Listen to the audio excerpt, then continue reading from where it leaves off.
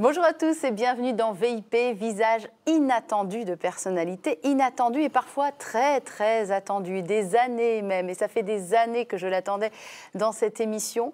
Je me rends compte que j'ai vu quasiment tous ses films, plusieurs de ses pièces. C'est une actrice absolument essentielle, je trouve. Je suis très heureuse de recevoir Isabelle Carré dans VIP. Isabelle, bonjour. Avec la même simplicité d'ailleurs, le même sourire, le même regard rieur qu'on retrouve dans vos films. Il y a quelque chose de très vrai chez vous, de très authentique, mais on a dû vous le dire souvent. Souvent, la qualité qui revient, c'est lumineuse. Voilà. Alors, je pense que c'est peut-être parce que je suis blonde, hein, tout bêtement. Là, j'ai pas mes lunettes, mais en général, quand je les porte, on me dit aussi que je dois être un peu un télo.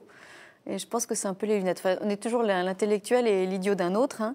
Et puis nous-mêmes, nous projetons d'ailleurs sur les acteurs et les actrices, et vous êtes fait pour ça, c'est votre métier, qu'on projette notre vision de la personne. Et dans ce genre d'émission que vous venez faire, dans VIP, on va vous découvrir un peu plus tel que vous êtes vraiment. Avec plaisir. Voilà. Alors c'est vrai que je vous reçois à l'occasion de la sortie d'un très beau film qui s'appelle Le cœur régulier. Je pense que le titre va parler à beaucoup de gens parce que c'est issu d'un livre d'Olivia Adam. Ce très bel écrivain dont c'est ça, donc c'est la troisième adaptation en fait. J'ai travaillé avec lui 3 fois. Oui. La première fois c'était avec Jean-Pierre Améris sur un téléfilm qui se passait à Calais qui s'appelle Maman est folle, qui était vraiment une expérience formidable pour moi parce qu'on a partagé beaucoup de temps avec les bénévoles là-bas, des associations qui moi ça m'a beaucoup marqué. Hein. Ouais. Maman est folle est d'une actualité folle en plus. Oui, avec tous ces migrants aujourd'hui et ces associations, vraiment j'étais très impressionnée par leur travail et eux, ils continuent, quoi. Parfois, on me dit, mais vous êtes un petit peu engagés quand même. Oui, mais non, parce que je pense à tous ces gens qui sont là tous les jours depuis tant d'années. Donc ça, c'était la première expérience avec Olivia Adam. La deuxième expérience a été le film de Jalil Lesper, Des vents contraires. Voilà, et ça, on a tourné pendant quelques semaines à Saint-Malo. Et la troisième, c'est celle-ci. Alors là, c'était vraiment très dépaysant, effectivement, puisqu'on est parti au Japon pendant 1 mois. On a tourné pendant 3 semaines à Sète, et puis en France, et puis après 1 mois au Japon. On va commencer justement par parler de ce film. Pour raconter très rapidement l'histoire, on est face à une femme mère de famille installée, mariée, 2 enfants, 2 ados. Ni pire, ni mieux que des ados classiques. Ouais. Voilà. Elle travaille, en fait, c'est un peu comme si elle avait coché toutes les cases d'une vie réussie en apparence, mais effectivement, il semblerait qu'il lui manque quelque chose. En tout cas, elle est un peu comme derrière une vitre, un peu déconnectée d'elle-même. Et il y a ce frère qui va ressurgir, qui est sa seule famille, qui est joué merveilleusement par Nils Schneider.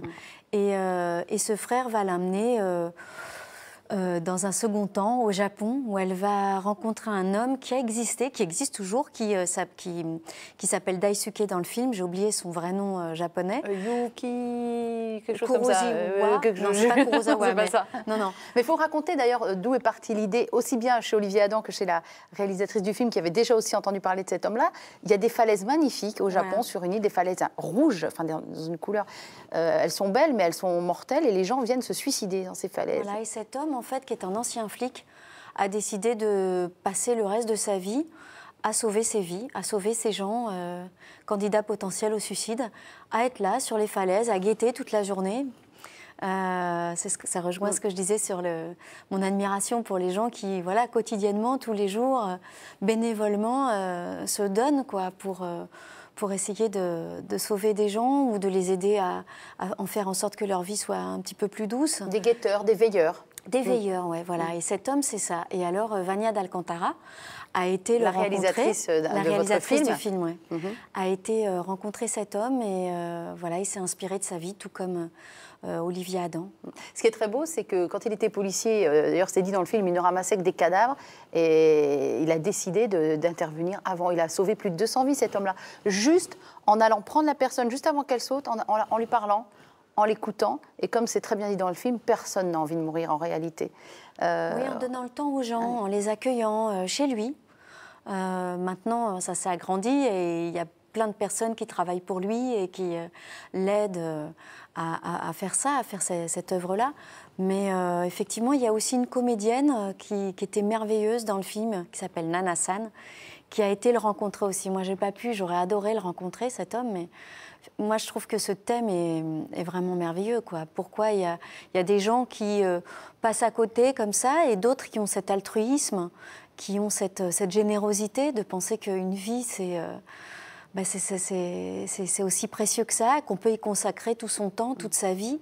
Et l'histoire est belle parce que c'est la rencontre de toutes ces âmes un peu perdues avec cet homme. Et ça donne un très joli film qui n'est pas un film, ça peut faire peur dès qu'on se dit qu'on va voir un film qui est tourné au Japon, on se dit oh là là ça va être esthétisant, etc.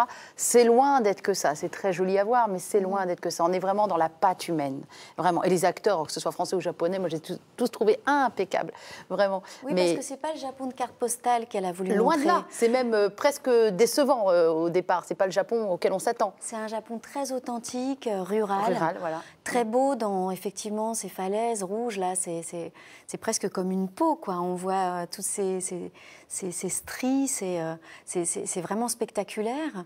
Et il y a effectivement cette maison de cet homme au bord de la mer. Donc on est dans un Japon, oui, sauvage, brut.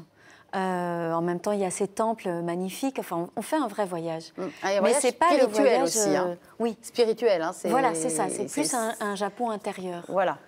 Et alors, pour vous, c'était particulier parce que quand on se renseigne un petit peu sur votre vie, on apprend que vous avez eu un papa qui était styliste, designer, bon, qui a été beaucoup au Japon, voilà. Qui a travaillé pour des marques de mode ou pour styliste en objets, etc. Mais il a beaucoup été au Japon, donc le Japon, pour vous, c'était un fantasme d'enfant parce que votre papa ne cessait de ramener des objets et finalement, c'est un peu le Japon à la maison. Absolument. Notre maison s'est japonisée de plus en plus jusqu'à devenir complètement japonaise. On vivait... Les murs étaient rouges, couleur des lacs japonaises. On avait des espèces de garde-manger suspendus par des câbles au plafond avec des bambous et des raikous japonais, des céramiques japonaises suspendues. Et vous viviez en kimono ? Non, mais les portes n'existaient plus, sauf les portes des chambres. Et puis tout était remplacé par des espèces de tissus japonais. On mangeait vraiment à la japonaise, parfois par terre aussi. Enfin, c'est devenu, Donc pour moi, c'était quelque chose d'à la fois très, très familier et en même temps de complètement fantasmé parce que j'y étais jamais allée. Donc ça a été un peu un choc de découvrir ça, d'autant qu'encore une fois, ce n'était pas le Japon traditionnel de carte postale, mais c'était un Japon beaucoup plus secret, plus brute, plus authentique et qui m'a énormément marquée. Mais au début, j'étais très déstabilisée. Parce Vous que avez même pleuré en arrivant dans le pays. Oui, j'ai beaucoup pleuré en arrivant. Alors, il paraît qu'il y a un syndrome des Japonais qui viennent à Paris et qui sont complètement perdus parce que le Paris, c'est l'art de vivre, c'est la beauté, c'est tout ça.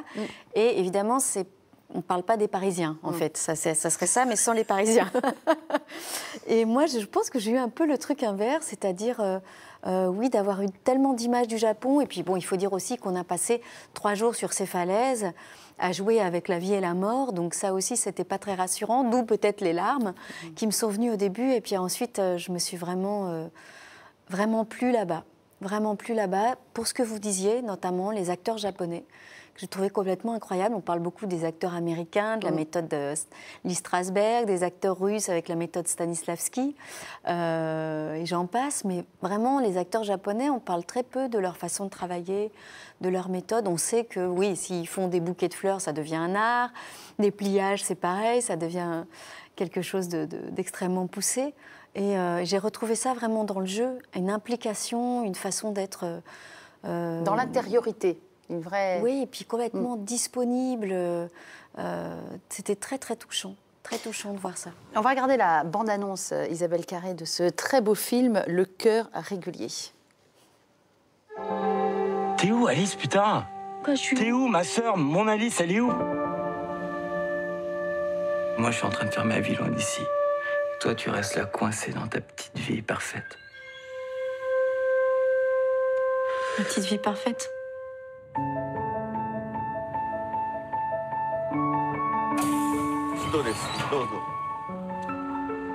How do you know this place? Someone told me. Someone who came here? C'est un endroit étrange. Ici, beaucoup de Japonais se jettent des falaises. Mais pour les en empêcher, il y a un homme qui est là. Hey! You go with me! I take you to my mother's inn! Your brother told me about you. So beautiful, man. You met him? The way he talked about you, I thought you were dead. Nothing makes sense anymore. No love? Husband. There is no sense. There's only life.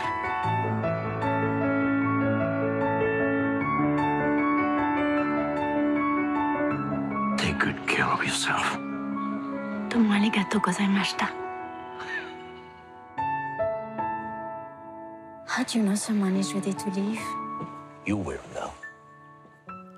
Voilà un très beau film que je vous invite vraiment à voir. Moi, d'une manière générale, je vous suis comme une ombre. Je sais que les choix d'Isabelle Carré me correspondent totalement.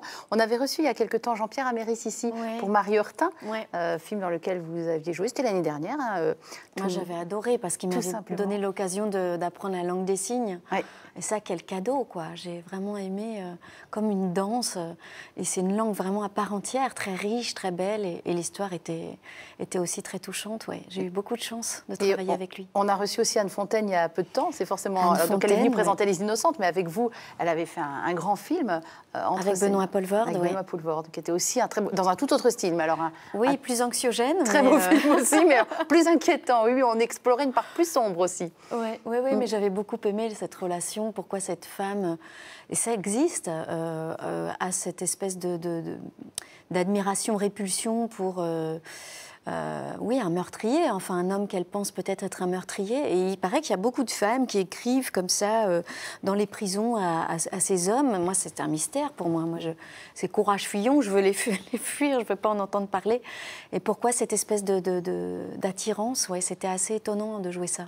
Dans les choix que vous faites au cinéma, Isabelle Carré, alors on se souvient tous évidemment de ce souvenir des belles choses pour lesquelles vous avez reçu un César. D'ailleurs, il y a eu 3 nominations comme meilleur espoir féminin, 5 nominations et dont une récompense pour meilleure actrice. Enfin, c'est une carrière fabuleuse. Je sais bien qu'on fait pas sa carrière sur des récompenses, mais quand même ça compte. Et quand je regarde les personnages que vous avez interprétés, alors je vais être complètement subjective, je vais parler de films qui moi m'ont accompagné longtemps. Ce souvenir des belles choses, Les Sentiments de Noémie Milowski qui m'avait pas mal interpellée pour un moment. Oli Lola aussi avec Jacques Gamblin, un couple en mal d'adoption, Tavernier. Enfin, à chaque fois, quels que soient vos rôles, je vous ai aussi vu magnifique dans L'hiver sous la table, au Théâtre de l'Atelier avec Dominique Pinon, mise en scène par Zabou Bretman. Vous avez eu le Molière pour ce rôle-là. Je suis restée scotchée comme ça à mon siège. À chaque fois, vous arrivez à camper des femmes extrêmement fortes et fragiles à la fois. Vous le savez, vous allez chercher ce genre de rôle ? J'essaye de faire des choses différentes et ça c'est vraiment, j'ai de la reconnaissance pour les metteurs en scène qui m'amènent dans d'autres sentiers. Maintenant, c'est évident que je fais avec ce que je suis, ça sera toujours ma voix, ça sera toujours mon regard et ça sera toujours effectivement, il y a une fragilité chez moi, ça c'est sûr, même si effectivement j'y vais quand même, j'affronte mes peurs, donc à force de m'être comme ça violentée par moments quand j'avais trop peur, comme par exemple de voyager. Avant de partir pour ce film, j'étais très très inquiète parce que j'ai très peur des voyages. J'imagine tout, alors l'accident d'avion, les virus qui peuvent... les irradiations, parce que là au Japon vous avez insisté les tremblements de terre, pour qu'on soit loin du site de Fukushima, voilà. Oui, elle a été très gentille d'ailleurs, la réalisatrice, parce qu'elle a... Elle a compris que si elle voulait Isabelle Carré dans son film, il fallait vraiment être très loin de Fukushima. On était vraiment très très loin, du coup on était dans les îles Oki, que même les Japonais ne connaissent pas, Okinoshima Island, dans la province de Shimane, qui est vraiment pas du tout un endroit touristique, mais qui correspondait vraiment bien au film en même temps. Et vos autres peurs, parce que le voyage, j'ai bien entendu, cela dit, Oli Lola, vous étiez quand même parti en Asie, c'était le Cambodge ou c'était le Vietnam? C'était au Cambodge. C'était le Cambodge. On est resté pendant plus de 2 mois là-bas. Et puis là, vous rentrez d'Uruguay pour un autre tournage, donc ça, il y a cette peur-là, elle est un petit peu en train de se passer. Vous avez quoi d'autre comme peur, en fait? Les peurs passent pas, mais j'arrive à me battre contre. Peut-être c'est cette force dont vous parlez, quoi. C'est un mélange d'inquiétude et de désir. Donc on y va quand même. Et le fait d'être 3 fois maman, ça vous a donné de la force? Vous avez pris en main votre métier différemment? Complètement. De toute façon, ça change tout. Ça change mon regard entier sur le monde, la vie, sur les priorités. Je m'y attendais pas du tout d'ailleurs. De quoi, à être maman? Non, à être maman, ça je le souhaitais de tout mon cœur depuis longtemps. Ça a mis un peu de temps à se faire, mais non, que ça me change à ce point, radicalement. On a beau vous prévenir et vous-même être si pleine de désir et d'impatience d'être maman, tant que vous ne l'avez pas vécu dans votre chair, dans votre cœur, on ne peut pas savoir vraiment de quoi il s'agit. Donc, et ça a été vraiment quelque chose d'un bouleversement des plus heureux du monde. Je suis un peu le réjoui de la crèche, hein, j'atterris pas encore. Pourtant, ils ont grandi. Je devrais être un peu plus, je sais pas, quoi, pas 7, blasée. 5 et 3, c'est ça les âges 7, 5 et 3, voilà. oui. Ouais, mais Voilà. est-ce qu'on s'en remet vraiment des enfants, hein? Ben, en tout cas, je n'ai aucun point négatif à dire. Hein. C'est vraiment, ça peut devenir à l'adolescence, justement. Je ne sais pas, mais... Et vous essayez de leur transmettre quelles valeurs? Peut-être des valeurs que vous avez vous-même héritées de votre éducation, je ne sais pas, mais quelles sont les valeurs pour vous qui comptent vraiment? La liberté.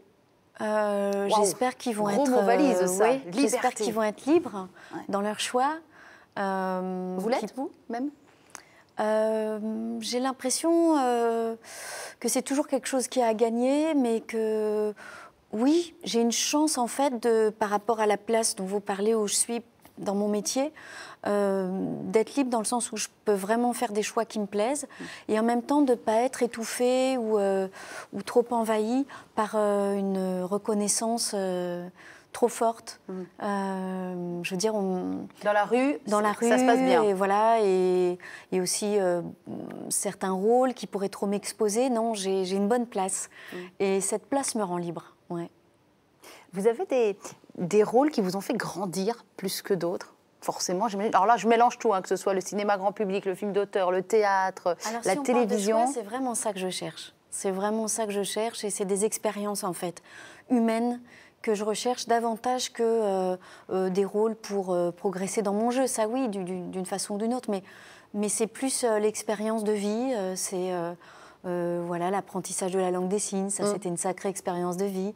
D'être dans les orphelinats à Phnom Penh pendant 2 mois, ça, c'était une expérience de vie très douloureuse, mais inoubliable.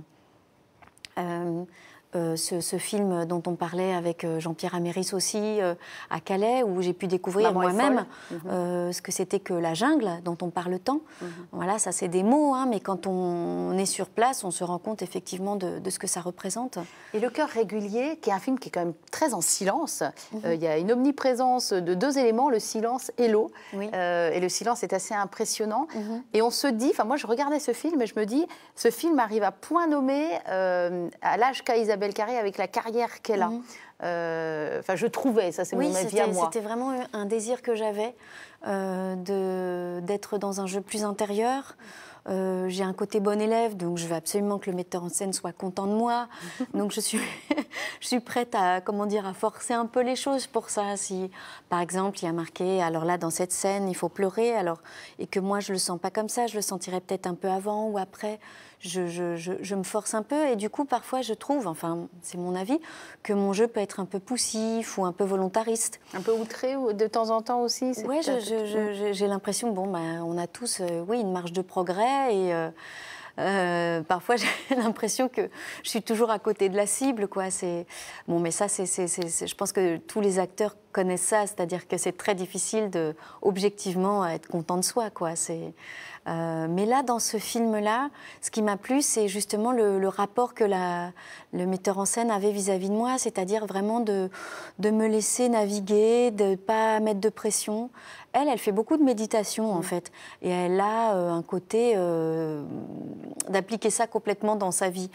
C'est sa philosophie, donc c'est-à-dire accueillir le moment présent et de voir ce qui se passe, de pouvoir se détacher complètement du scénario et de laisser venir ce qui vient sans exigence de résultat dans le sens d'en faire, comment dire, quelque chose de je trouve pas les mots. Peut-être que la non-colère d'Isabelle Carré, à un moment où la colère était demandée, est peut-être plus juste que finalement ce qui était écrit sur le scénario. Parce qu'à ce moment-là, c'était ça. Voilà, vous en parlez bien. Ouais, je suis journaliste.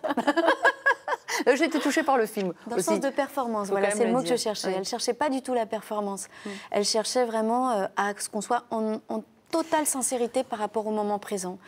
et en ouverture, quoi. Et de fait, on a vraiment l'impression que vous étiez tous en communion, là. Il y a quelque chose de très homogène dans ce film. Vous étiez tous en communion. Quand on est comme ça dans l'ouverture, spirituellement, ça a changé quoi? Parce qu'on est quand même sur un film, je le disais au début, qui a une portée spirituelle. Alors, à aucun moment, on ne va citer Dieu ou Bouddha ou que sais-je, mais c'est présent tout le temps. Parce que l'atmosphère porte à ça, puis c'est le Japon, déjà. C'est le Japon, c'est ça que j'allais dire. C'est vrai que, par exemple, les arbres là-bas, dans cette île, étaient extraordinaires. C'était des arbres millénaires. Et les Japonais, en fait, disent que les dieux sont dans les arbres. Et je ne sais pas comment dire, on le sentait, quoi. Quand on sort d'un temple, par exemple, on prend des petits papiers qui vous disent un peu la bonne aventure. Donc, bon, moi, je suis assez cartésienne, j'y crois pas trop. Mais si jamais c'était quelque chose de négatif, il suffit d'aller dans l'arbre, de le serrer comme ça sur une branche, et l'arbre va se charger de faire en sorte que non, que tout se passe bien, quoi. Et tout était un peu comme ça là-bas. C'est vrai qu'on a commencé le tournage, par exemple, en allant dans un temple, et toute l'équipe était là, et on a fait la prière, on a tapé des mains, on a salué. Donc c'était, je ne sais pas comment dire, ouais, la spiritualité du Japon, on la sent, quoi. Elle est partout, même dans la vie quotidienne, il y a toujours des petits hôtels. Ça m'a frappé aussi quand vous rentrez dans une maison, dans la chambre, ça peut être dans la chambre, en fait c'est dans le coin le plus sombre de la maison. Il faut lire le livre de Tanizaki, pour ça, L'éloge de l'ombre, qui en parle très bien. Nous, dans notre civilisation, c'est la lumière. Bien sûr, ce que j'allais dire, on va allumer la lumière. Qui est mis en valeur, alors que dans la civilisation japonaise, c'est comment rendre l'ombre la plus belle. C'est elle qu'on va mettre en scène, c'est elle qu'on va essayer de mettre en valeur. Et donc, ça peut être dans la chambre des parents, par exemple, il y a un petit hôtel qui est consacré à toute la famille, aux ancêtres, et il y a des fruits, il y a des offrandes. Donc les ancêtres aussi sont présents, les arbres sont... on nous avait dit, par exemple, dans un endroit où il y avait des arbres incroyables, surtout ne touchez pas à ces arbres, ils coûtent 2 millions d'euros. Donc les arbres étaient assurés 2 millions d'euros. Alors, il faudrait qu'on fasse ça ici en France, parce que qu'on respecte à ce point les arbres, déjà, ça dénote d'une mentalité, moi, qui me plaît bien, ouais. Et spirituellement, vous aviez été élevé comment, vous, enfant? C'est pour voir, par rapport à ce que vous me dites, d'où vous partez. Alors, moi, j'étais baptisée, mes parents étaient aussi baptisés, mais ont été élevés, alors eux, ma mère dans une pension catholique et mon père dans une école, l'école des frères chrétiens, je crois que ça s'appelait. Donc assez sévère. Assez présent. Oui, je crois assez sévère aussi, et une éducation catholique pas stricte, mais présente en tout cas, très présente. Et du coup, moi, mes parents étaient 68ards et nous ont baptisés, mais on n'était pas du tout pratiquants. Je pense que j'ai fait un petit peu mon chemin avec tout ça, avec beaucoup d'interrogations, de doutes, mais en même temps, ça reste quand même très présent pour moi. Ça reste, je peux dire que je suis croyante, mais un peu comme dans un livre de Martin Buber, il dit quelque chose de très beau, je trouve. Le livre s'appelle Le chemin de l'homme, c'est le livre de chevet de Hermann Hesse. Ah oui, et Hermann Hesse quand même. Ouais. Ah oui. Et il dit cette phrase très belle: l'universalité de Dieu réside dans le fait qu'il y a autant de chemins vers lui que d'hommes. Voilà, autant de religions finalement que d'hommes. Vous citez Hermann Hesse, je ne sais pas si vous avez lu un de ses chefs-d'œuvre, Narcisse et Goldmund. Oui, bien sûr. Voilà, avec ces deux personnages principaux. Ouais. Alors moi, c'est mon livre au-dessus de tous les autres. Ouais, Dieu sait qu'il y en a beaucoup, mais... J'aime bien le loup des steppes, moi aussi. Et le jeu des perles de verre aussi, qui est pas mal. Ah oui, donc on parle avec quelqu'un qui connaît Hermann Hesse. Et cette manière, voilà, il y a tellement de manières différentes. Narcisse et Goldmund nous en montrent deux différentes, mais et en se retirant du monde et par le monde et en étant bien dans le monde, d'accéder finalement à la vérité avec un V majuscule. Et on a le droit même de changer d'avis au cours d'une vie, quoi. Ça, j'aime beaucoup dans le jeu des perles de verre. À un moment donné, il parle d'un jeu d'échecs comme voilà, autant de possibilités. Alors certes, on aura toujours dans notre vie tant de pions, mais on aura toutes ces possibilités, quoi. Le jeu en lui-même ne va pas changer, mais tous les possibles sont là, en fait. Vous vous nourrissez beaucoup, dites donc, hein, intérieurement. Les films déjà que vous choisissez, les pièces que vous choisissez, mais aussi la lecture. On entend ça, on comprend que vous avez un vrai besoin de vous nourrir. Bah, pour moi, c'est ça le sens des films, le sens des livres aussi, c'est de se lire ou de se voir. Et tout à coup, ce sentiment, vous savez, qu'on a quand il y a une phrase devant nous, on se dit, mais oh, c'est ça, je voulais le dire comme ça et j'y arrivais pas, ça n'était pas aussi clair dans ma tête. Et il a réussi à y mettre des mots et à faire en sorte que maintenant, voilà, je me sens mieux. C'est quoi. exactement ça. Je suis en train de lire Alfred de Musset, Les Ouais. Confessions d'un enfant du siècle. Je n'en reviens pas de l'actualité de son propos, en me disant « Ah, mais on a la même vie alors !» Et comment, avec sa langue de l'époque, malgré tout, il arrive à dire des choses qui sont encore tellement vraies. Et le plaisir qu'on a, en fait, quand on se reconnaît. Quand on se reconnaît, qu'on se dit, mais au fond, on n'est pas seul, quoi, en fait. On peut partager tout ça. On a les mêmes pensées, on a les mêmes cheminements. Et je sais pas, ça soulage, quoi, de se dire qu'on est... C'est ça, on se sent moins seul et on grandit parce qu'on comprend un peu mieux qui on est Voilà. aussi. Ouais. Isabelle Carré, je vais vous présenter un jeune musicien qui fait du bien. Il va venir nous rejoindre en Pralto. Il s'appelle Fred Karamia. Alors, il a une sorte de double visage. Il double, je ne sais pas comment dire, ou il imite absolument à la perfection Freddie Mercury de Queen. Entrez, Fred, installez-vous. Bonsoir. Et puis, à côté de ça, Bonsoir. il est également chanteur chrétien, comme on dit, donc il a une double facette. Freddie Mercury, bonjour. Ah ouais, j'espère qu'on va vous entendre en Freddie Mercury, là, du coup. Ah, Oui, on peut essayer. on a pourquoi emmené la pas. guitare pour tout à l'heure. Avant qu'on en vienne à ce que vous faites et à qui vous êtes, vous avez écouté cette première partie d'émission avec Isabelle Carré. Qu'est-ce que vous en avez retenu? Il y a quelque chose qui a fait écho en vous, spécifiquement? Oui, il y a quelque chose qui m'a marqué. Et je me demande d'ailleurs comment tu fais pour ça. Ah la vache, il se tutoie déjà. Ça fait 30 secondes qu'il a Moi, j'aime bien, ça me va. Ah bah go, allez-y. Non, c'est surtout tous les voyages que tu fais pour les tournages. Ça doit être difficile. Bon, déjà avec la peur de l'avion et tout ça, ok. Moi, j'ai peur de l'avion aussi. Mais par rapport à la famille, comment tu arrives à gérer Avec des petits en plus. Oui, des petits. C'est pas des ados. Moi, j'ai une petite fille. Et quand je pars en concert plusieurs jours, il y a ce manque qui est au fond de moi. Ah, j'avoue que j'arrive à... Jusqu'à maintenant, je croise les doigts, quoi, à bien m'organiser en demandant quelque chose que j'ai obtenu jusque-là. Alors, j'ai beaucoup de chance. C'est que ça corresponde aux vacances scolaires. Voilà, donc ils voyagent avec moi. Ah ouais. C'est génial. Voilà, c'est toute une organisation. Hein. Je ne mets pas du tout ça à charge de la production, bien que j'ai cette demande au début de dire que si le tournage pouvait, s'il vous plaît, juste se décaler un tout petit peu et être par exemple à Pâques ou à voilà. Et pour l'instant, j'ai réussi ça et j'espère que ça va continuer parce que j'arrive du coup à trouver un équilibre. Ouais. Après, il y a des moments où il faut quand même partir et eux aller à l'école et tout ça, mais on arrive à trouver un bon équilibre malgré tout. Ouais. Et ça, c'était fou. Au Japon, par exemple, j'ai découvert un truc complètement dingue. C'est que les femmes japonaises ne peuvent pas travailler, ou ne peuvent plus, parce que je pense qu'elles ont réussi à un moment à imposer ça, et puis c'est reparti en arrière. Mais soit elles ont des enfants, et elles s'occupent des enfants. Il n'y a pas de nounou, il n'y a pas de crèche. Donc elles sont vraiment très très seules. Ou soit elles n'ont pas d'enfants et elles travaillent. Donc vraiment, je réalise à quel point, oui, je suis privilégiée, quoi. D'accord. Mais c'est une vraie question, hein, l'organisation personnelle. Après, Isabelle a une vie très posée, 3 enfants avec le même mari, je tiens à le dire, parce que dans le milieu, c'est quand même pas très souvent.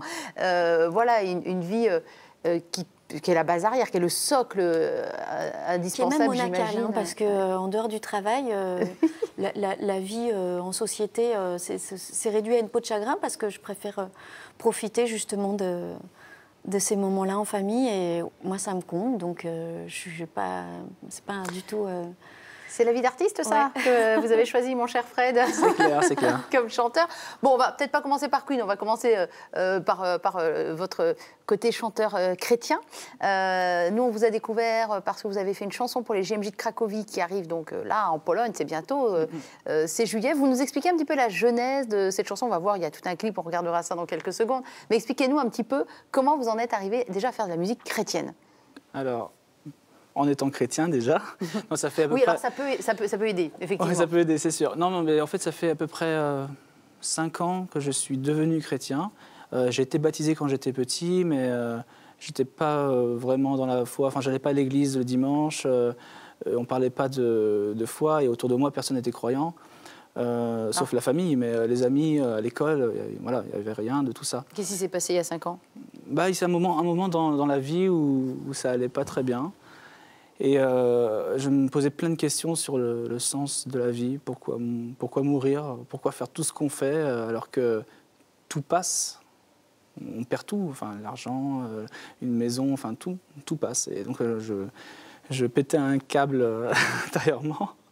Et donc après, à ce moment-là, je me suis dit, mais il y a bien quelque chose. Et j'ai voulu en savoir plus sur la vie de Jésus-Christ. Et alors j'ai commencé à lire des livres comme... je n'ai pas commencé par la Bible parce que c'était... je me suis dit, lire tout ça... Ça fait peur. Il faut y aller. Et j'ai commencé par lire la Bible pour les nuls. Et puis plein de livres, des livres sur les saints. Et ensuite, je me suis mis à la Bible progressivement, l'Évangile selon Saint Jean, etc. Et donc j'ai appris... j'étais touché par la vie de Jésus. Ouais. Et à ce moment-là, ça a changé plein de choses dans ma vie familiale, professionnelle. Et ça a touché aussi mon ego, je dirais. D'accord, on va en reparler. On va regarder... Et c'est à partir de là, pardon. Que vous avez mis votre musique et votre talent au service de ça. la musique dite chrétienne. On va voir ce que ça donne. Là, c'est une partie du clip pour les JMJ de Cracovie, donc c'est quelque chose qui est très entraînant, qui est très... si vous êtes resté... vous alliez à l'église petite? Non, pas du tout en fait. Avec mes grands-parents parfois. D'accord, donc si vous êtes resté au chant de messe des années 70, on en est très loin. Là, vous allez prendre 30 ou 40 ans d'un coup dans la vie. Voilà ce que ça donne. Il s'agit de Unité, ça c'est le groupe que vous avez créé, Unité. C'est ça.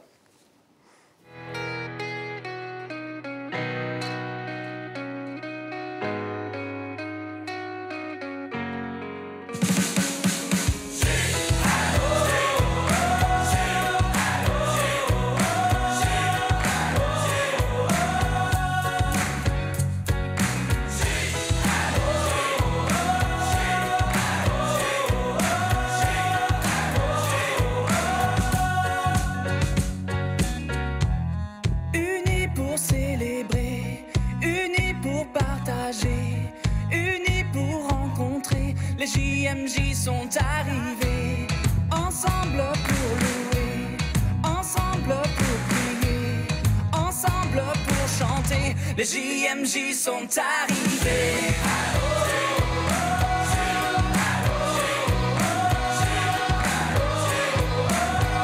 Les JMJ sont arrivés.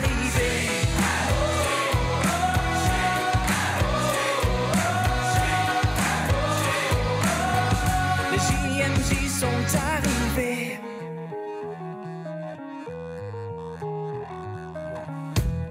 Par tous les horizons, envoyés des nations, ensemble en mission. Les JMJ sont arrivés, poussés par son esprit, témoins de Jésus-Christ, lumière de nos vies. Les JMJ sont arrivés.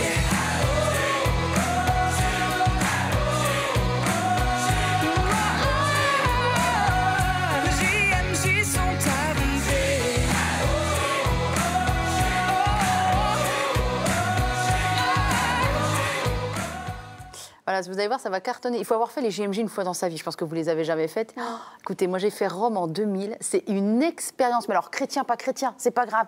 Il faut y aller. C'est incroyable d'avoir 1 million, 2 millions de personnes, en l'occurrence à Rome en 2000, ensemble, 2 millions de jeunes ensemble. C'est, qu'on soit croyant ou pas, c'est une expérience totalement unique. Et alors, c'est quoi l'histoire de cette chanson, Fred?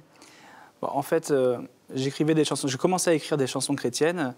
Et j'ai le père Bruno Lirondelle qui me dit, Fred, si tu veux... Lirondelle, c'est son nom de famille? Oui, c'est ça, ouais, Lirondelle, c'est son nom de famille. Et donc, il s'occupe des JMJ pour le diocèse de Versailles. Et donc, je lui ai dit, si tu veux, tu peux utiliser un de mes clips pour promouvoir les JMJ. Et il me dit, non, si tu veux faire ça, dans ce cas-là, tu fais une chanson sur les JMJ. Le lendemain matin, j'arrive avec une chanson. Voilà, tiens, regarde, écoute. Et après, il m'a fait, c'est super, génial. Et donc, on a commencé à faire un clip et voilà. Comment vous qualifieriez pour quelqu'un qui ne connaît pas la musique chrétienne comme Isabelle Carré, vous lui diriez quoi pour lui faire découvrir cette musique qui existe depuis très très longtemps aux États-Unis, depuis des dizaines d'années. Pour la France, c'est encore un peu nouveau. On a Universal qui a créé un label, on a Rejoice évidemment, mais c'est pas encore, c'est pas l'explosion que c'est encore aux États-Unis. Vous lui diriez quoi, Isabelle Carré, pour lui expliquer ce que c'est? Non, c'est de la pop rock. Moi, c'est pour m'exprimer, en fait. Voilà, c'est pour une sorte d'évangélisation, joyeuse. Ouais, joyeuse, voilà, pour donner envie aux gens de connaître le Christ. Alors vous dites c'est de la pop rock, mais il y a aussi pas mal de rap en musique chrétienne. Oui, il y a du reggae aussi avec les Gators. Enfin, on retrouve tous les chants qu'on retrouve dans la musique dite grand public. Voilà, chaque personne fait la musique qu'il veut. Voilà, moi c'est de la pop rock qui me touche, donc je suis parti dedans. J'aurais pu faire peut-être de l'opéra ou non, mais voilà, c'est. Apparemment, parce que cette voix alors de Freddie Mercury, parce qu'il en voyait, hein. Alors parlons-en justement, Copper Queen. Expliquez-nous ce que c'est que ce spectacle qui marche très très bien, qui est un spectacle qui a l'air d'être un spectacle comme à gros budget, parce que ça envoie quand on regarde les images. On va les regarder tout à l'heure. Alors oui, depuis que je suis petit, je voulais être chanteur.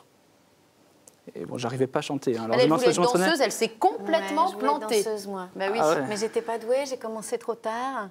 Ça a été dur de renoncer à ça, mais bon, voilà. Des fois, on se trompe un tout petit peu d'aiguillage et c'était juste à côté, quoi. D'accord. Après, trop tard, c'est-à-dire... J'ai commencé la danse à 13 ans. Ah bah oui. Donc, c'est à 13 ans. Pour la danse classique, oui. C'était la danse classique qui m'intéressait surtout. J'avais tort d'ailleurs, parce qu'aujourd'hui, par exemple, ce qui me plaît, c'est la danse africaine. J'adore ça. Alors, c'est très, très différent.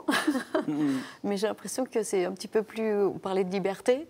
Ça laisse un sentiment de liberté un petit peu plus quand même que la danse classique, et qui est assez... dans un carcan. Enfin, il faut vraiment se mettre dans le mouvement, celui-là, là, ici, là, et pas autrement. Alors que la danse africaine, il suffit d'être dans le rythme et après on interprète comme on veut, quoi. Alors lui, c'était la chanson. Depuis le départ, il a tenu son cap. C'était la chanson. J'étais guitariste quand même au début. Et je voulais chanter parce que j'aimais bien Bon Jovi, Aerosmith, tous les chanteurs qui gueulent. et puis j'avais écouté Freddie Mercury, j'ai fait « Oh là là !» Trop bien sa voix. Et je voulais chanter un peu comme lui. Et alors j'ai commencé sur les enregistrements, je m'enregistrais tout seul chez moi, mais tous les jours, hein, vraiment. Mais j'ai commencé tard, à 18 ans par là. Ah oui, après la mue, ouais. Je ne sais pas si ça sert vraiment avant, peut-être pour l'expérience musicale, mais après la mue. Et donc je me suis enregistré et j'arrivais pas à chanter. J'ai pris après des cours de chant lyrique. Freddie Mercury aussi avait une très belle voix lyrique, hein. Ouais. C'était une voix incroyable. Vous avez envie de faire The Voice? Pourquoi pas? J'y pense. Alexia Rabé a fait The Voice, ou Luc Arbogast. Je les cite parce qu'ils sont cathos, ils sont venus à Catéo spécifiquement. Et alors, comment on arrive à faire un spectacle sur Freddie Mercury? Parce que ça va bien, on a tous chanté en tapant sur un baril de lessive dans nos chambres, mais ensuite... À un moment donné, avec mon frère... Qui était le batteur, qui est le batteur, Alexandre Caramia, batteur Alexandre. On s'est dit, il faut qu'on va monter un spectacle, parce qu'on faisait des compos, je chantais beaucoup en anglais. Et on s'est dit, on va essayer de monter un spectacle, on va voir si ça fonctionne ou pas. Et puis, voilà, et on a cherché, il faut faire un spectacle sur Queen. J'aime bien chanter du Queen. Les Beatles, en fait, tout le reste ne m'intéressait pas trop. Je voulais quelque chose, une sorte de challenge pour moi, quelque chose d'assez difficile, voilà, pour que je sois toujours un peu en stress avant de monter sur scène. Et donc, voilà. Et donc ça donne ça. On va regarder les images pour convaincre Isabelle Carré que je suis convaincue de la voix de Non, là vous êtes convaincue par son charme. Maintenant vous êtes convaincue par sa voix. Ça n'a rien à voir.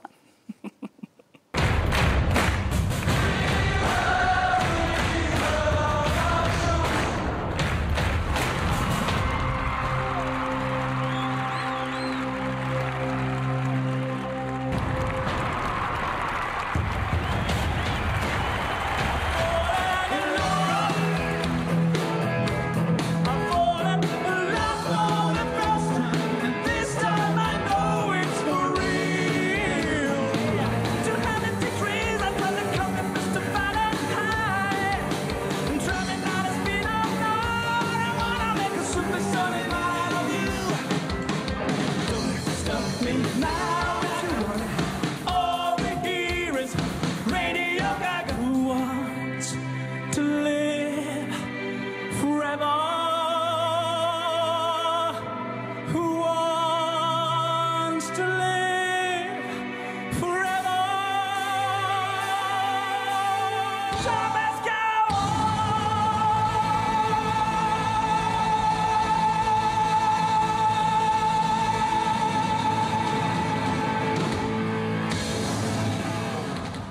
Ça donne trop envie de voir le spectacle, je trouve. Il y a eu quelque chose finalement de très spirituel hein, dans ce groupe aussi, Queen. Vous avez eu le temps d'analyser tout ça, vous en pensez quoi?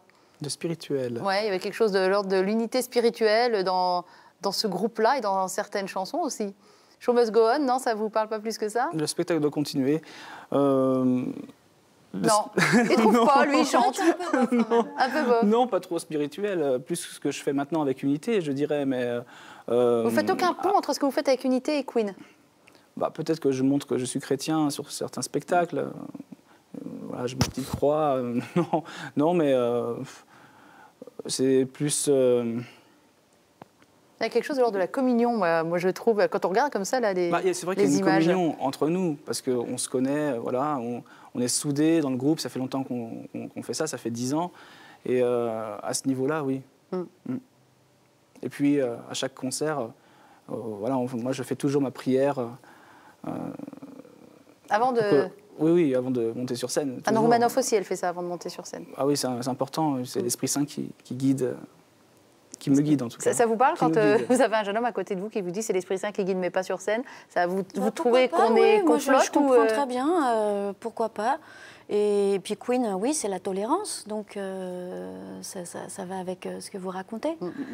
C'est un groupe avec lequel on a tous grandi, hein, enfin, vu nos âges à peu de choses près. Merci d'avoir apporté cette magnifique guitare qui, pour l'instant, n'a pas servi, mais on serait fort heureux. Donc, c'est le moment, Fred, où il faut prendre la guitare. Quand l'animatrice dit ça, il y a un moment, il ne faut pas la regarder en souriant. Il y a un moment, il faut se dire, elle est en train de me faire comprendre subrepticement qu'il faut que je prenne ma guitare. C'est vrai que quand on a des musiciens, c'est chouette qu'il ait accepté parce qu'il n'accepte pas tous, Isabelle, ça, je peux vous le dire. Moi, ça me fait penser quand vous êtes à table, repas de famille, allez, dis-nous un texte.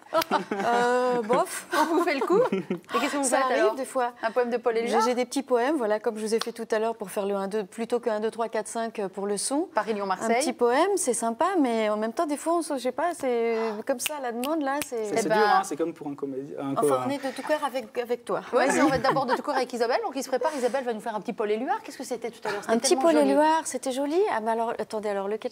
Au lac de tes yeux très profonds, mon pauvre cœur se noie et fond. Là, le défond dans l'eau d'amour et de folie, souvenir et mélancolie. Il est court. Ça fait comme un haïku, ça nous ramène un petit peu au Japon. Ça nous ramène un petit peu au Japon du cœur régulier. Ouais. Voilà, exactement. Qu'est-ce que vous allez nous chanter? On est parti sur Unité ou sur Queen? Non, je pense qu'on va partir sur Unité, oui. Ouais. Un titre, Je m'abandonne à toi. Je m'abandonne à toi. Voilà, un petit extrait.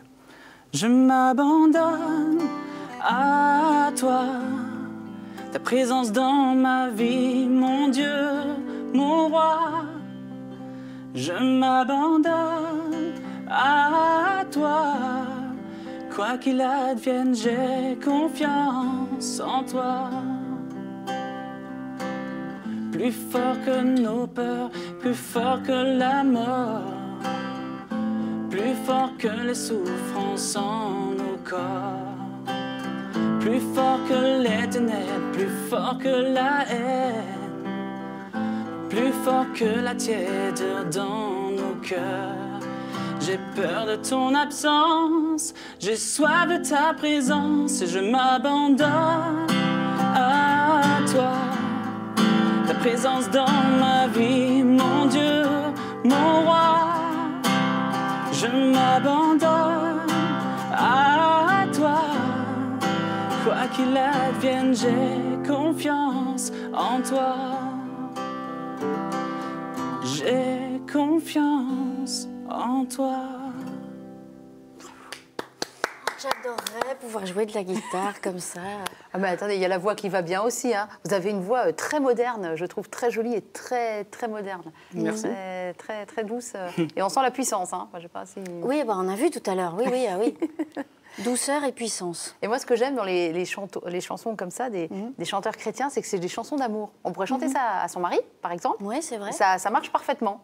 Sauf que là, c'est pour du... Comment vous composez une chanson? Vous prenez une phrase comme ça au hasard dans la Bible et hop, vous partez dessus? Ça dépend, soit je pars sur une phrase, ou sinon, même sur un air de chant, blablabla, je fais de l'anglais mâché dessus et après je trouve des paroles. Yaourt, d'accord. Voilà, pour cet album Unité... Alors c'est un album qui va sortir au mois de Le mai. 20 avril. Ah, viril, ça a été, C'est d'accord, ça. au mois d'avril 2016. Très Fin bien. avril, voilà.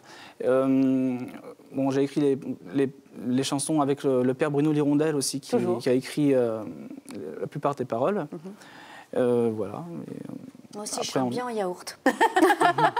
Vous écoutez quoi comme musique, J'ai Isabelle un Carré? anglais d'un enfant de 5 ans, donc le yaourt, c'est parfait. Oh, il passait très bien votre anglais dans le film, parce qu'il y a une partie des dialogues j'ai en bossé, anglais. hein. Ah bon? Oui, oui. Ah ben moi je trouvais que ça passait très C'était bien. pas gagné. D'accord. Et vous écoutez quoi comme musique? Justement, j'adore les guitares, j'aime bien le folk. J'aime bien aussi des trucs un peu... Enfin, là, ça fait longtemps que je ne l'ai plus écouté, mais à un moment donné, Björk, j'adorais parce que j'aime bien les gens qui ont une singularité, qui nous aident du coup à nous autoriser un petit peu plus de débordement, à être un peu moins dans le moule. Je trouve que c'est assez salvateur, quoi. Les gens un peu étranges, un peu... Voilà. Singulier, c'est ça. Ouais. Et que ça hurle, ou que ce soit doux, en tout cas que ça vienne des tripes, c'est ce que j'entends. De la personnalité, que ça soit... En fait, c'est pareil, j'ai envie de dire au cinéma, je trouve que ce dont on souffre, c'est parfois de revoir toujours le même film. C'est pour ça que j'ai tellement aimé travailler avec les frères Larieux aussi, c'est que leur proposition, c'est vraiment autre chose, quoi. C'est vraiment quelque chose qu'on n'a pas l'habitude de voir.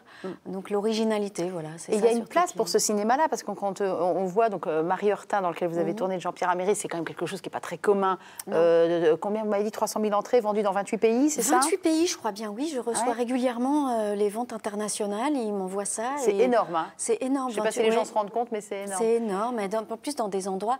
En Afghanistan, dernièrement, on m'a dit, est-ce que tu veux venir faire un festival en Afghanistan pour Marie Heurtin? Des endroits assez... il y a eu la Hongrie, il n'y a pas longtemps, il y a eu... près de Cracovie, là où vous avez... En Pologne, oui. Voilà. Enfin, il y a eu plein de... dans l'Amérique latine. Il y a partout, de la place pour ce cinéma-là. Et on parlait des Innocentes d'Anne Fontaine, je ne sais pas si vous l'avez vu. Pareil, qui a été déjà vendu dans une trentaine de pays, qui passe au Vatican, qui marche très très bien. Il y a de la place pour un cinéma différent et pour une musique différente. Oui. Mais pour Marie Heurtin, vous l'aviez vu? Non, j'ai pas vu le film. Je vais pas tarder à le regarder d'ailleurs. C'est un remake de Miracle en Alabama. Absolument. En fait, absolument non. Il voulait faire un remake de Miracle en Alabama. Les droits étaient trop chers, et il s'est rendu compte qu'en fait, on avait l'équivalent d'histoires vraies, assez similaires en France. Sauf que c'est là qu'on voit que les Américains sont très doués et nous moins pour vendre nos histoires. Miracle en Alabama est connu dans le monde entier, et Marie Heurtin commence un peu à l'être, mais n'était pas du tout. Enfin, personne ne connaissait la vie de cette femme qui est vraiment très proche de l'histoire américaine. Ouais. On va rester aux États-Unis, on va rejoindre un peu Queen, un petit peu de Queen, pitié, pitié, Frédéric, un petit peu de Queen à la guitare. Je suis fanat de Queen. Bon, c'est peut-être Bohemian Rhapsody. Ah ouais. Wow. On passe les chœurs. Mama just killed a man. Put a gun against his head, pulled my trigger, now he's dead. Mama, life had just begun, but now I've got it, thrown it all away. Mama, ooh, didn't mean to make you cry. If I'm not back again this time tomorrow, carry on, as if nothing really matters. Oh là là, c'est joli, bravo, c'est très très joli. Merci. Qu'est-ce qu'on peut vous souhaiter pour la suite, Fred? À vous, à Alexandre, à Unité? D'abord, vous allez être au GMJ. Je dirais. L'album va sortir. Je pense qu'on va partir au GMJ pour. Je pense qu'on va chanter, partir au GMJ, parce que vous pensez que vous avez le choix maintenant. Non, mais j'ai envie d'y aller. On a toujours la liberté, pardon. J'ai envie d'y aller. Et je pense que j'ai encore le temps. J'ai 35 ans et c'est jusqu'à 35 ans. Ouais, limite. C'est limite, quoi. Mais non, je vais y aller cette année. Ouais. Nous, c'est grillé pour Isabelle et moi, mais c'est pas grave, on sera de tout cœur avec vous. J'ai juste 10 ans de plus que vous, mais... On sera de tout cœur avec vous. On vous souhaite bon vent pour cet album aussi. D'accord. Il sort donc le 20 avril, on a bien compris, Chérie Joyce, qu'on pourra trouver, où ça? À la Partout. FNAC, Bah, très bien. sur les plateformes digitales. Ah bah super. Voilà. Et puis Moi, si je on suis veut... très 10 heures, moi. Ah bah, ou 10 alors heures voilà, aussi. avec un abonnement. Ouais. J'ai Et découvert ça, vraiment, c'est fabuleux. Hein. Et si on vous fait venir dans une salle pour Cover Queen, il suffit de vous contacter en fait. contacter la prod, ouais. Voilà. Sur Internet, Ça sur donne coverqueen.fr. très envie de voir le On peut pas spectacle, se en tout passer cas. de musique, non? Ouais. Ah ben moi, je ne sais pas Vivre comment sans musique, mais quelle horreur. font les gens pour Ouais. s'en passer. Et de toutes les une musiques, sorte aussi de bien du thérapie. classique que Eminem, Ouais. que Queen, que... Voilà. Et vous êtes nourri un peu de musique japonaise quand vous étiez là-bas? Alors non, Parce que là, pour le coup, c'est un peu spécial. Enfin, j'ai pas été jusque-là, mais par contre, quand je joue, oui, moi, je peux pas me passer de musique, quoi. Et j'ai découvert ce truc, on va se foutre de ma gueule parce que c'est un peu tardif. Ça fait longtemps que ça existe, 10 heures, mais j'ai découvert ça l'année dernière, ou il y a 2 ans, et je ne m'en passe plus, quoi. D'accord. Vraiment, je découvre plein de trucs avec le truc flow, là. oui. Ouais. Flow, et vous avez vos musiques préférées, coup de cœur, et après, ils découvrent plein de choses pour vous. C'est fabuleux. Le réjoui de la crèche, je vous dis. La ravie de la crèche. Non, mais on est tous quelque part, je ne sais plus qui avait dit ça, on est tous quelque part dans la Bible ou dans les évangiles. Donc là, on a le ravi de la crèche. Vous êtes où, Fred, vous? Dans l'évangile, vous êtes où? Vous êtes quel personnage? Vous êtes Jean. Jean. Ouais. Ah oui, Ouais. carrément. Non. Le disciple préféré de Jésus. Non, moi j'aime bien. Ouais. Quelle belle. Moi, j'aime bien l'évangile de Jean, en fait. Ouais. C'est vrai que c'est une bonne attaque si vous ne savez pas quoi faire et que vous lisez la Bible Ouais. dans une île perdue au Japon. Commencez par Jean, ça peut être bien. Merci beaucoup. Qu'est-ce qu'on vous souhaite pour la suite? Déjà, bon succès à ce film, ça c'est sûr, le cœur régulier, très beau livre et très beau film. Qu'est-ce qu'on vous souhaite pour la suite? J'ai envie de dire, puisqu'on est là, la paix. Oui, ah bah, go. Voilà. On parlait avant l'émission de ces événements qui nous ont tellement bouleversés. Au Cette Bataclan. arrestation ce week-end, la paix, voilà, De c'est Salah ce qu'on peut Abdeslam. souhaiter à tout Ouais. le monde, à l'intérieur de soi, et puis aussi concrètement, quoi. Ah, moi j'aime bien. On est voilà. bien quand on est en paix. Pourquoi demander petit quand on peut demander grand? Eh ben, je suis complètement d'accord. Merci d'être venue, Isabelle Carré. Merci à vous. Merci beaucoup. À une prochaine fois. Et bon vent et bon succès. Vous dites comment, vous? Vous dites bon voyage, souvent, aux gens. Oui, qu'avant de commencer un spectacle, ou quand je suis spectatrice, ou quand je joue, ou avant d'écouter une musique, ou un bon voyage, quoi. C'est un voyage. C'est très joli. Donc, bon voyage à tous. Je vais vous le piquer pour toutes les émissions maintenant, pour les 13 prochaines années. Bon voyage à vous deux. Bon vent. Merci. Merci. Merci.